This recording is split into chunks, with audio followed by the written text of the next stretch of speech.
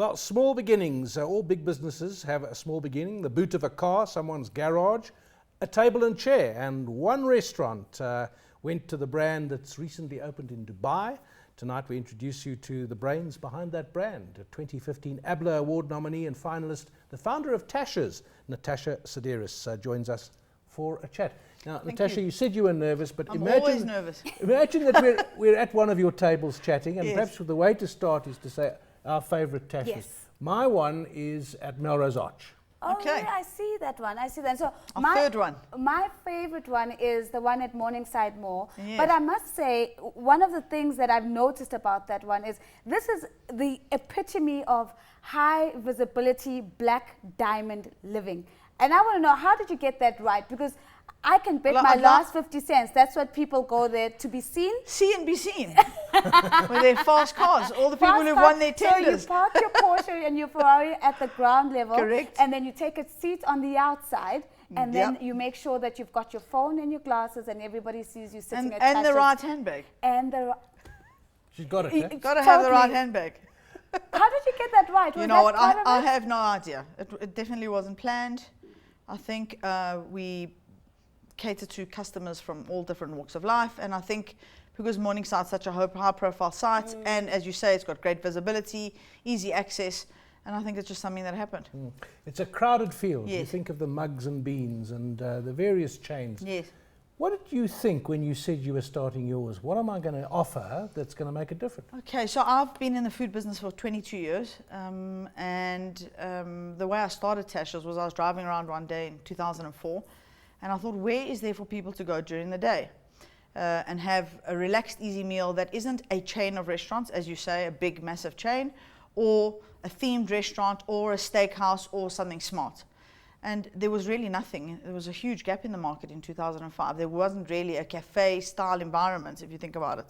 And that's how I came up with the concept. I thought, I'm going to create a space that is stylish, timeless, make food that's fresh ingredients, really sort of on-trend but still classic. And that's how Tashas was born, 2005. 10 years ago, 15th of September, we'll be 10 years old. Wow, so a decade ago, and now we're talking about branching into Dubai and other Yes. markets. What's the future looking like? Okay, so we've opened our first store in Dubai. We have 12 stores in South Africa. Soon to be at the end of next year, we'll have 15 stores in SA, one in Dubai, and we're looking at expanding quite aggressively into the Middle East, but with the same type of philosophy, cautious, slow growth, and just choosing the sites that really suit the brand. Where have you run into a wall or had to climb over a wall? What obstacles have you had? And was there a point where you thought, maybe this business is not going to work? So many times. Not necessarily the business, but times that the business has taken its toll on me as a person. I did everything without really having any finance. I had to go to a few shady characters to get money in the early days. We're talking about money lenders. And thank God, and I've been really, really blessed. We've had a 100% hit rate, 100% success rate in every site that we've chosen, which is quite unusual for a brand that's been around for 10 years.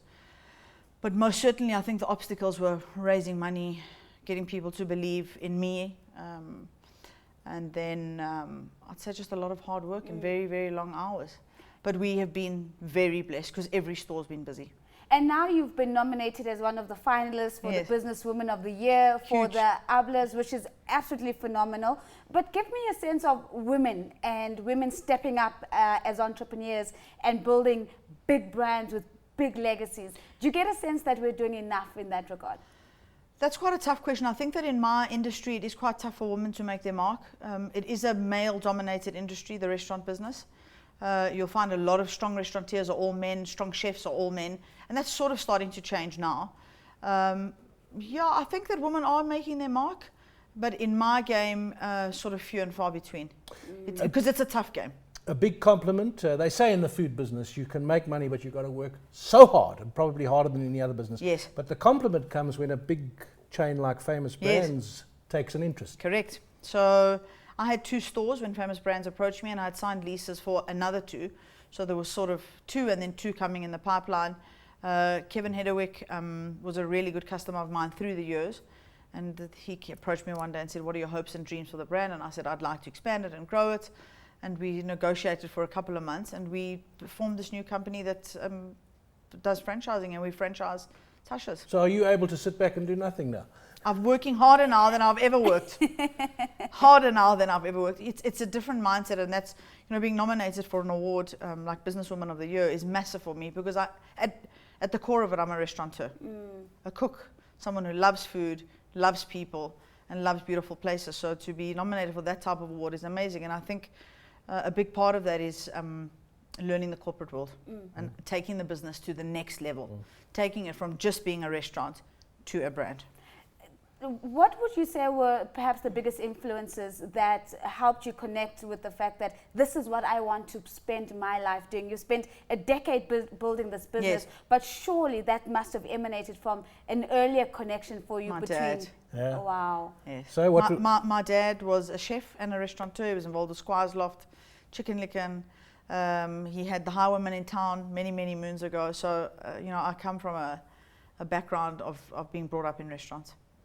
It's not what I wanted to do, because I watched my dad. Were you in the growing classic up. thing of literally while you were growing up, you were around the shop, running around the kitchen? running around the kitchen, being in the front of house? But I saw how hard my dad worked, and I always said I would never get involved in the restaurant business. But once it hooks you, then it hooks you, and then there's no Because getting we were out of talking it. earlier about the empowerment issue, and one looks at entrepreneurs, and often the entrepreneur has had an early exposure. Yeah. It's not a race thing, it's not even education Yes. necessarily, it's that early steeping, soaking Correct. up the business. Eh? Yep. And that's the experience that you would attest to. I think so. I have been in it for a long time. My dad used to own the fishmongers. He was also the MD of Fishmonger. So I started in '93. I matriculated in '93, and in early '94 I got involved in helping my dad with the restaurants. And I used to go to varsity during the day and work in the restaurants in the evening. So I've been cutting my teeth for a very, very long time. It's all practice. They say you're obsessive about the detail. Extremely obsessive, to my detriment. How bad? So bad. Give me an example.